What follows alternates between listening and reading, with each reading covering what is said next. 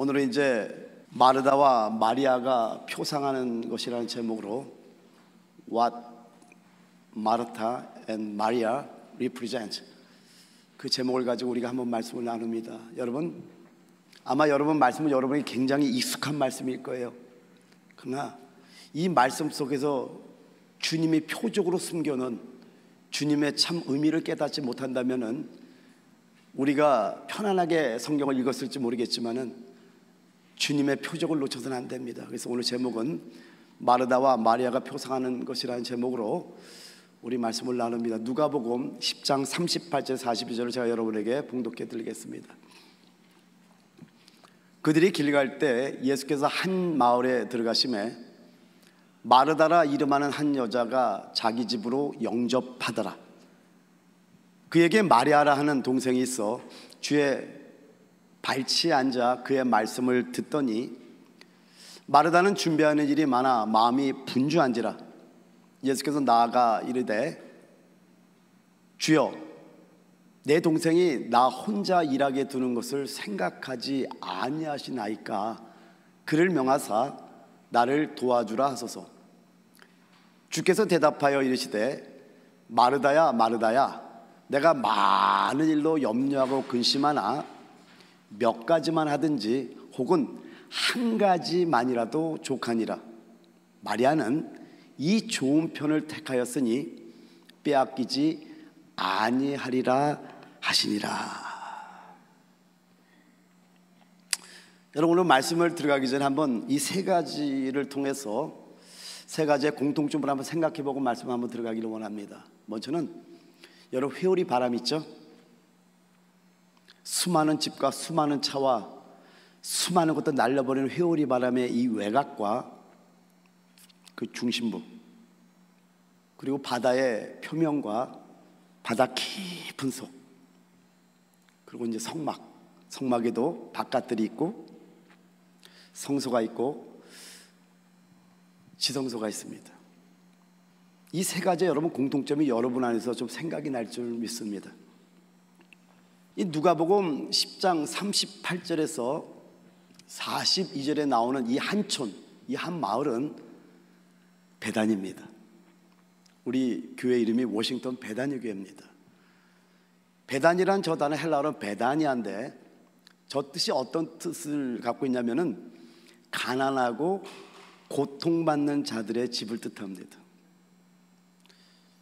문둥이초이잖아요. 그래서 우리 교회에 누가 오든지 이 가난하고 고통받는, 가난하다는 건 여러분 주님이 없어서 가난한 겁니다.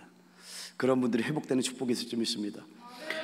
그래서 여러분 사복음서를 읽어보면은요, 주님께서 예루살렘을 마지막으로 방문하셨을 때 주님은 그분의 사역을 위해서 낮에만 그 도시에 머무셨고요, 그리고 저녁마다 우리 주님께서는 감람산의 동쪽 비탈에 있는 마리아와 마르다와 나사로의 집과 그리고 시몬의 집이 있는 이 베다니에 묵으러 떠나셨음을 우리가 알 수 있다는 겁니다. 근데 우리 주님께서는 이렇게 예루살렘에서 유대교의 지도자들에게 거절당하셨던 거예요. 그렇지만 여러분, 베다니에서는 그분을 사랑하는 자들에게 환영을 받으셨다는 겁니다. 저는 우리 워싱턴 베다니 교회가 우리 주님을 환영하는 교회가 되기를 바랍니다. 이렇게 주님께서 베다니에 오셨을 때 마르다는 주님을 영접하여 섬겼던 겁니다. 여러분, 왜 주님을 섬겼을까요? 성경에 여러 군데 어떤 우리가 힌트가 나오는데 마르다는 정말로 주님을 사랑했습니다. 그래서 주님을 위해서 이것을 준비하고 이것저것을 많은 것들을 준비했다라는 겁니다. 그리고 많은 일을 했던 겁니다. 그런데 한 가지 좀 안타까운 건 뭐냐면 마음이 분주했다라는 거예요. 마음으로서는 많은 일을 하지만은 안절부절한 모습을 보여주고 있다라는 겁니다. 여기 40절에 뭐라고 말씀하냐면요, 마르다는 준비하는 일이 많아 마음이 분주한지라. 예수께 나아가 이르되 주여, 내 동생이 나 혼자 일하게 두는 것을 생각하지 아니하시나이까. 그를 명하사 나를 도와주라 하소서. 여러분, 어떤 모습이 보이죠? 지금 속이 잘못됐기 때문에 다른 사람을 나무라는 걸 우리가 볼 수 있다는 거. 속이 뭔가 평안하지 않은 모습을 우리가 알 수 있다는 겁니다. 속이 좀 꼬인 모습이 보입니다. 근데 누가복음 10장 41절 42절에 말씀하기를 주께서 대답하여 이르시되 마르다야 마르다야 내가 많은 일로 염려하고 근심하나 몇 가지만 하든지 혹은 한 가지만이라도 족하니라. 마리아는 이 좋은 편을 택하였으니 빼앗기지 아니하리라 하시니라. 여러분, 필요한 것이 한 가지라고 말씀하고 있다는 겁니다. But only one thing is needed. 그 많은 일을 하지만 주님께서 마르다에게 지적해 주는 게 But only one thing is needed. 필요한 것은 한 가지라고 말씀하고 있다는 겁니다. 여러분, 마리아는 많은 일을 했어요. 근데 주님은 필요한 것이 많은 것이 아니라 But only one thing is needed. 한 가지라고 말씀하고 있다는 겁니다. 여러분 어떻습니까? 지난 1년 동안 하나님 앞에 설 때 부끄럽지 않게 하기 위해서 이 일도 하고 저 일도 하고 많은 일들을 해왔을 겁니다. 근데 여러분, 오늘 누가복음 10장 38절에서 41의 주님의 말씀은 But only one thing is needed. 필요한 것은 오직 한 가지라고 말씀하고 있다는 겁니다. 그럼 여러분, 이 오직 한 가지 필요한 것이 뭘까요? 바로 마리아가 선택한 그리스도라는 겁니다. 그러면 마리아는 이 필요한 한 가지를 어떻게 얻었을까요? 누가복음 10장 39절에 말씀하기를 그에게 마리아라는 동생이 있어 주의 발치에 앉아 그의 말씀을 듣더니, 주의 발 아래 앉아서 주님의 말씀을 들었다는 거예요. 이게 바로 마리아가 얻을 수 있는 특권이었다라는 겁니다. 여러분은 이 필요한 한 가지를 어떻게 얻을 수 있을까요? 이렇게 마리아가 한 것처럼 peacefully, 평안하게 주님 앞에 있음으로 얻을 수 있다는 걸 잊지 마시기 바랍니다. 여기서 마르다와 마리아가 표상한 것을 좀 잘 알아야 됩니다. 지금 여기서 주님이 말하는 의도가 이런 걸까요? 마리아가 일하는 것은 잘못됐고 마리아처럼 일하지 않고 주님의 발 아래 앉아서 주님의 말씀만 듣는 것이 옳다는 뜻일까요? 여러분, 로마서 12장 11절에 말씀하기를 부지런하여 게으르지 말고 열심을 품고 주를 섬기라고 말씀합니다. 게을러서는 안 된다고 말씀하잖아요. 열심히 부지런하여 게으르지 말고 열심을 품고 주를 섬기라고 말씀합니다. 데살로니가후서 3장 10절에는요 우리가 너희와 함께 있을 때에도 너희에게 명하기를 누구든지 일하기 싫어하거든 먹지도 말게 하라 하였더니, 여러분, 누구든지 일하기 싫어하면 먹지도 말게 하라고 말씀하고 있어요. 당연히 일해야 된다는 겁니다. 일을 해도 열심히 일해야 된다고 성경은 말씀하고 있다는 겁니다. 그런데 여러분, 일할 때 여러분의 모습은 어떻습니까? 여러분의 안식이 있습니까? 주님을 누리고 있습니까? 정말로 여러분이 일할 때 한순간도 주님을 잊지 않고 있다면 여러분은 마리아가 된 겁니다. 오늘 거기까지 좀 가려고 그래요, 지금 이 설교가. 근데 실제적으로는 좀 어떻습니까? 사실 안식도 없고 주님도 잊어버린 것 같고 또 하루 종일 바쁘기 때문에 기도도 제대로 못하고 말씀도 제대로 못하잖아요. 영적인 면에서 봐도요 주님을 위해 일도 많이 합니다. 그리고 어려운 지체들도 돕고 전도도 하고 봉사도 하고 어쨌든 동분서주하면서 바쁘게 주님을 위해서 일한다는 겁니다. 동기는 다 주님을 위한 거라는 거예요. 그런데 마음속에 내일 일 때문에, 그리고 일주일 후의 일 때문에, 그리고 한 달 후의 일 때문에 이런저런 계획을 세우느라고 생각이 또 염려로 가득 차기 시작한다는 거예요. 아닌가요? 여러분의 마음속은 어떻습니까? 우리의 문제점이 바로 여기에 있다는 겁니다. 주님을 위한 그 많은 일이 오히려 주님을 잊어버리게 하고 마음속에 주님의 많은 것들을 채워넣기 시작하고 있다는 겁니다. But Only one thing is needed. 주님께서 필요한 것은 오직 한 가지라고 말씀하신 것을 여러분 들어야 됩니다. 그럼 여러분 이 한 가지가 뭐냐라는 거예요. 오늘 굉장히 중요한 말씀이거든요. 여러분 이렇게 얘기를 할게요. 주님 앞에서 수종 드는 거예요. 아니, 아까 일을 많이 하는 마리아를 지금 얘기를 했는데 또 거꾸로 얘기를 합니다. 주님 앞에서 진짜 수종 드는 것이 주님이 필요한 한 가지라는 겁니다. 다른 말로 하면요, 주님만을 내 안에 채우는 것, 이것이 주님이 필요한 한 가지라는 겁니다. 이게 안식이요, 이게 주님이 원하는 헌신이라는 겁니다. 좀 이렇게 얘기하면 굉장히 이게 좀 혼동될 수 있는 거니까 조금 여러분 풀어가 볼게요. 여러분, 여러분이 만약에 하나님과 멀리 떨어져 있다면은 하나님에 대한 봉사가 있어요, 없어요? 없죠, 그죠? 근데 하나님께 이렇게 가까이 가면 갈수록 봉사가 많아져요, 적어져요? 많아지죠. 그런데 여러분, 지성소 가장 깊은 곳인 하나님의 영광의 임재 안으로 들어갈 때 이렇게 표현할게요. 모든 밖의 봉사는 그치고 이때부터 진정한 봉사, 진정한 수종됨, 진정한 헌신이 시작된다는 거예요. 잘 들으셔야 됩니다.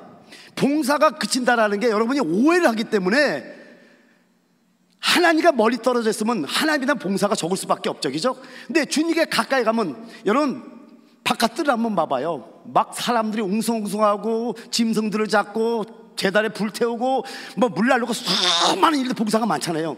근데 점점 하나님의 영광의 임재 속에 들어가면은 밖의 봉사는 그치고 이때서 이 밖의 봉사는 없는데 주님이 정말 원하시는 그 봉사, 그 하나님 원하는 그 헌신이 거기서 있다는 거 여러분 아셔야 된다는 겁니다. 여러분이 너무나 말씀은 몇 번에 걸쳐서 했기 때문에 잘 아는 내용이지만은요, 누가복음 17장 7절 8절을 보게 되면은요, 너희 중 누구에게 밭을 갈거나 양을 치거나 하는 종이 있어 밭에서 돌아오면 그대로 곧 와 앉아서 먹으라 말할 자가 있느냐. 여러분, 여기서 밭을 간다는 것은 우리 전도해야 됩니다. 영혼을 구원하는 걸 말씀해요. 양을 치는 것은요, 그렇게 전도해서 복음을 전해서 데려온 그 영혼을 양육하는 것을 양을 친다고 말할 수 있다는 겁니다. 여기까지가 바깥들에서의 봉사입니다. 그리고 8절에 넘어가면은요, 도리어 그대로 내 먹을 것을 준비하고 띠를 띠고 내가 먹고 마시는 동안에 수종 들고 너는 구에 먹고 마시라 하지 않겠느냐. 여기 수종 들고라는 단어가 헬라어로 디아코네오라는 단어입니다. 섬기다, 봉사하다.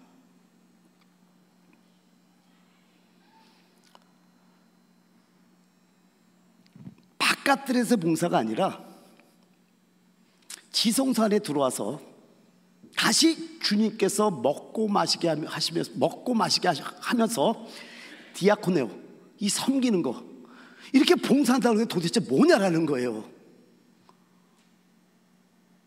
어떻게 하는 게 주님을 섬기고 봉사하는 거라는 거예요.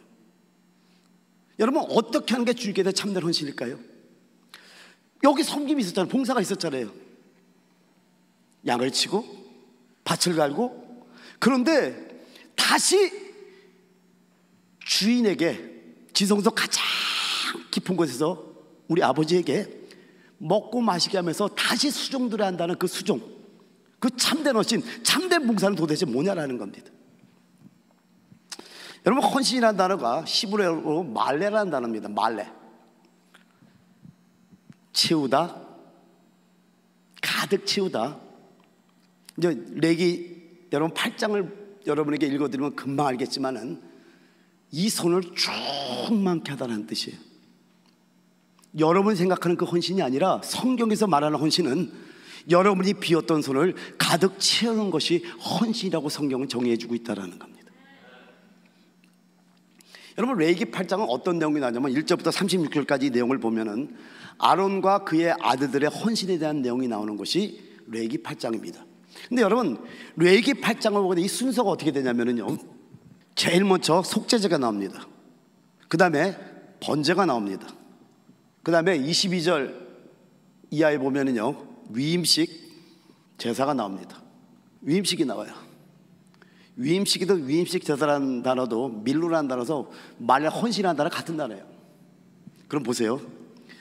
하나님께 헌신하기 위해서 제일 먼저 해야 되는 게 뭐예요?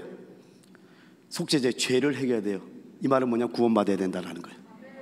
여러분, 구원받지 않은 사람이 아무리 많은 일에도 하나님은 헌신으로 인정하지 않는다고 깨달으시기 바랍니다. 그러니까 여러분의 뭐가 해결돼야 돼요? 죄가 해결돼. 오늘 죄가 해결됐잖아. 그리고 번제를 드리는 거예요. 여러분, 번제가 뭡니까? 모든 걸 다 태워드리는 거 아니에요? 예배하는 자는 영 안에서 진리 안에 예배를 드리냐. 그러니까 무슨 예배를 드려야 돼요? 하나님 앞에는 온전히 다 드리는 그 예배를 드릴 때, 그 다음에 위임식에서 22절부터 28절까지 어떤 내용이 나오나 한번 보죠. 여러분, 헌신의 순서를 놀랍게 성경은 안내해주고 있다는 겁니다. 22절에서 28절 한번 읽어드릴게요. 또 다른 수양 곧 위임식의 수양을 드릴새 아론과 그의 아들들이 그 수양의 머리에 안수하며, 저 위임식이라는 단어가 히브리어로 밀루라는 단어입니다. 몸만 달라요. 자, 23절.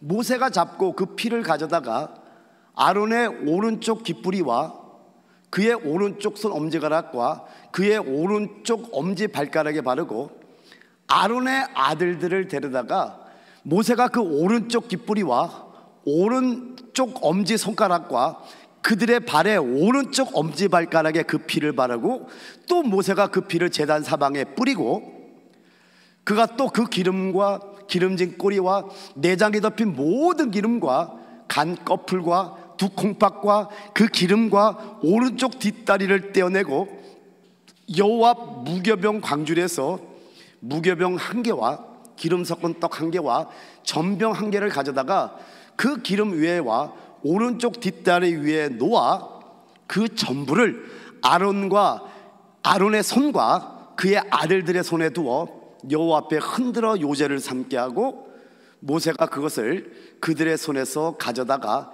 제단 위에 있는 번제물 위에 불사르니 이는 향기로운 냄새를 위하여 드리는 위임식 제사로 여호와께 드리는 화제라. 여러분, 순서가 놀랍지 않아요? 속죄제를 드렸어요. 번제를 드렸어요. 이제 참된 헌신을 하기 위해서 제일 먼저 뭐가 발라지면 피가 발라집니다.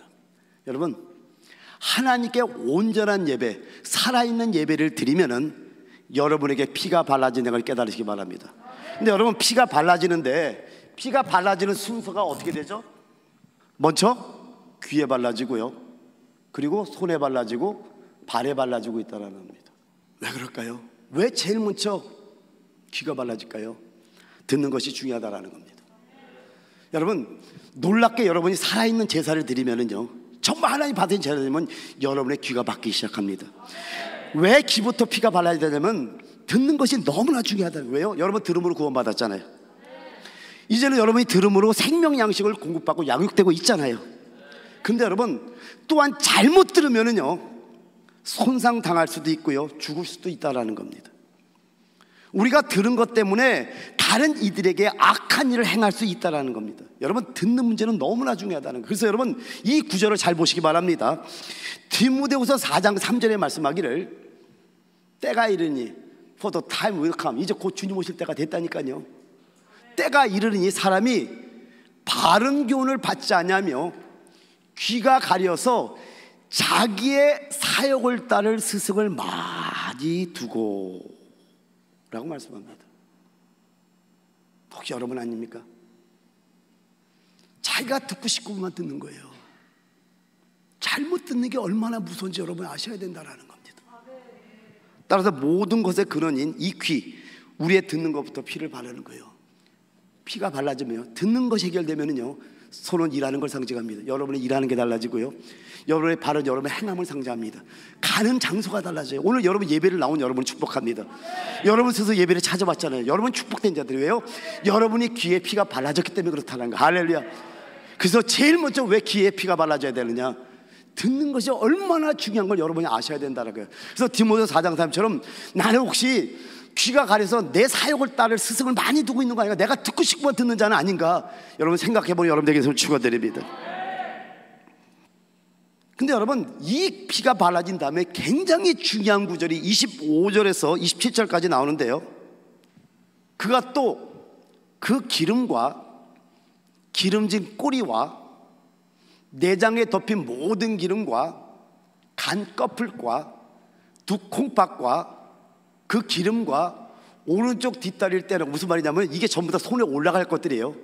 그러니까 손에다 채우는데 기름과 기름진 꼬리와 내장에 덮인 모든 기름과 간 껍질과 두 콩팥과 그 기름과 오른쪽 뒷다리를 떼어내고 여호와 무교병 광줄에서 또 무교병 한 개와 기름 섞은 떡 한 개와 전병 한 개를 가져다가 그 기름 위에와 오른쪽 뒷다리 위에 놓아, 다 같이 시작. 그 전보를 아론의 손과 그의 아들들의 손에 두어. 여러분, 엄청난 게 올라갔죠? 그 전부를 아론의 손과 그의 아들 손에 두었듯이 저 모든 것들을 그리스도를 예표합니다. 그리스도를 상징합니다. 즉 오직 그리스도로 충만한 것, 이게 성경에서 말하는 헌신이에요. 아까 조금 더 부연 설명하면은 누가복음 17장 7절 8절 밭을 갈고 양을 치는 거 해야 됩니다. 근데 이건 바깥들의 봉사예요. 우리의 육체 힘이 많이 들어갑니다, 여기는요. 그런데 점점 지성도로 들어가면은 하나님이 원하는 그 봉사,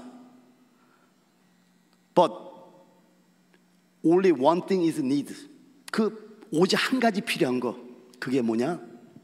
그 봉사가 뭐냐? 주님을 채우는 거예요. 여러분, 하나님의 일이 뭡니까? 요한복음 6장 29절에 하나님의 보내신 자를 믿는 것이 하나님이라 그랬잖아요. 근데 로마서 10장 10절에 믿음은 들음에서 나며 들음은 그리스도의 말씀으로 말미암았다 그랬잖아요. 이게 주님의 양식이라니까요. 이게 주님이 먹고 누리는 거라니까. 보죠, 여러분, 요한복음 4장에 보면 우리 주님께서 사마리아 성을 통과해야 되겠네요. 4장 4절이 나오죠. 의도성을 가지고 수가성을 통과합니다. 그리고 수가성 우물가에 이렇게 앉아서 한 여인을 주님이 기다리고 있었어요. 근데 이 여인이 터덜터덜, 다른 사람은 삼삼오오 자매들끼리 서로 대하면서 오는데 혼자서 물동이를 들고 터덜터덜 걸어오면서 주님과 대화를 나누기 시작해요. 거기서 무슨 얘기를 하죠? 나에게 물 좀 달라.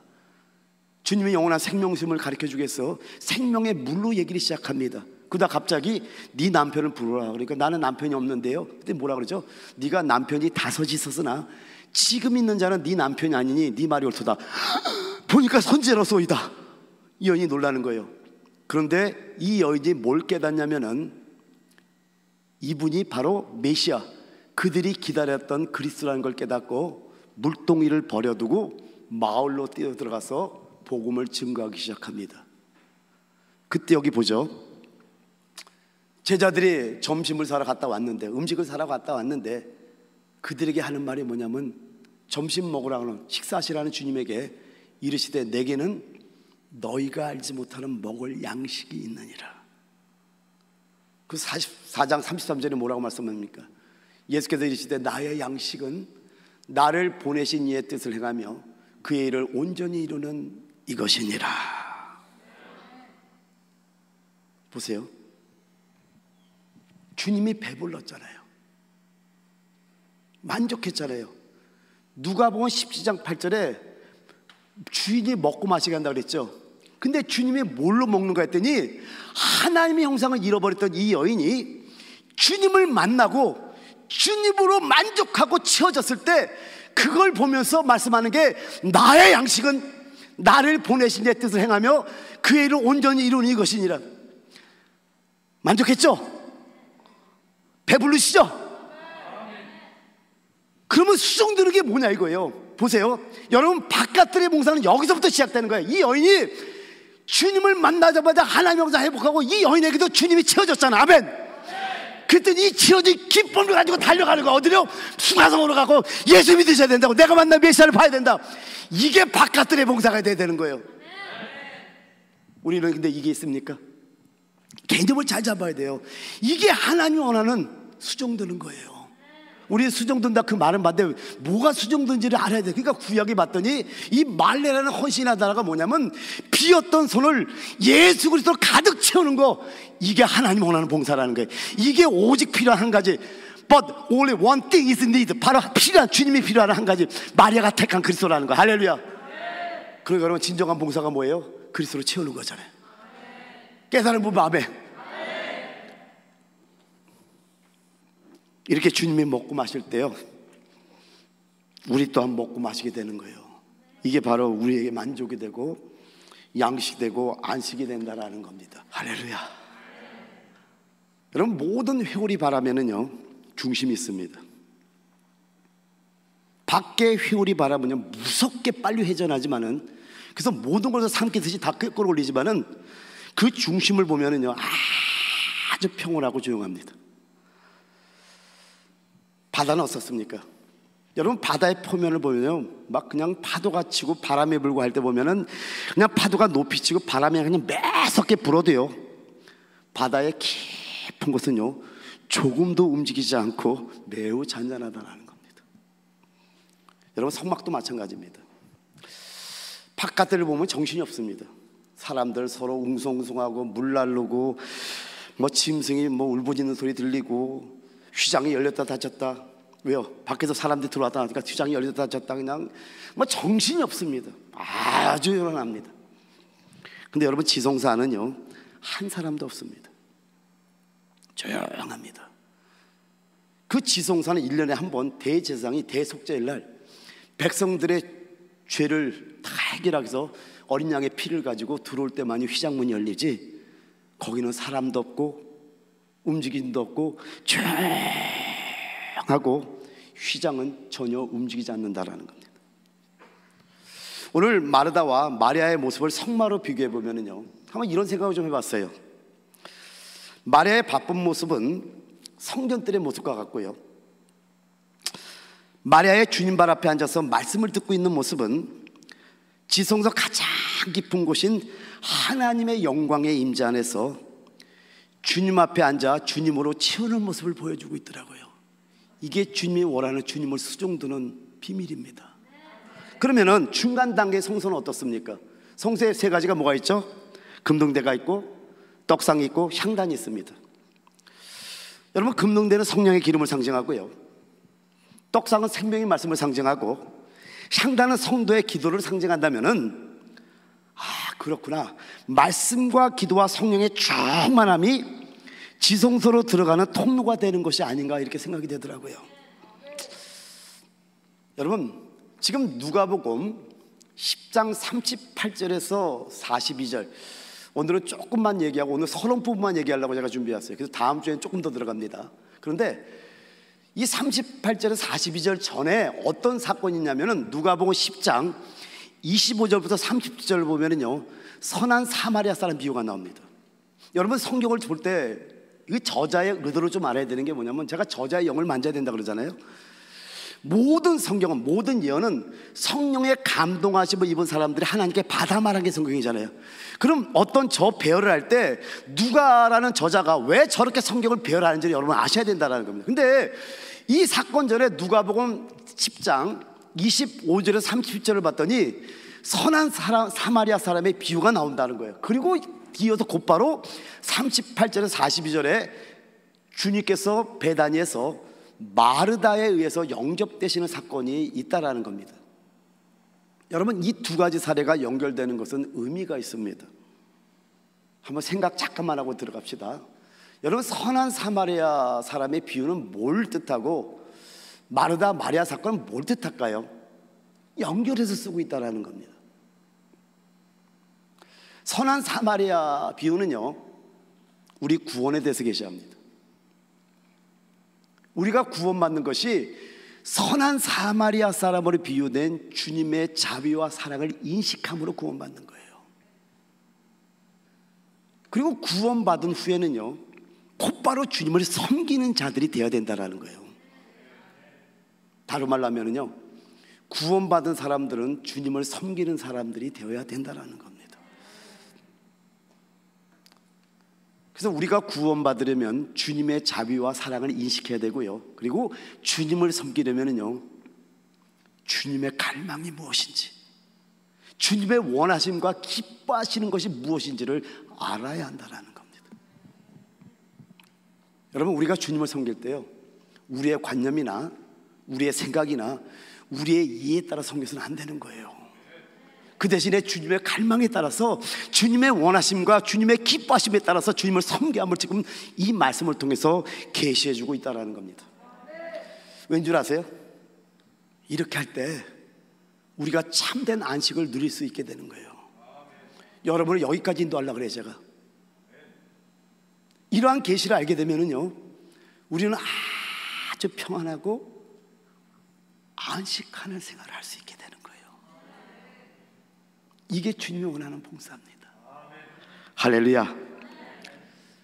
그래서 오늘 이 말씀을 생각하면서 여러분이 가장 중심, 가장 깊은 곳에 있는 자인지 아니면 외곽에 있는 자인지 여러분 이 말씀에서 깨달을 좀 있습니다.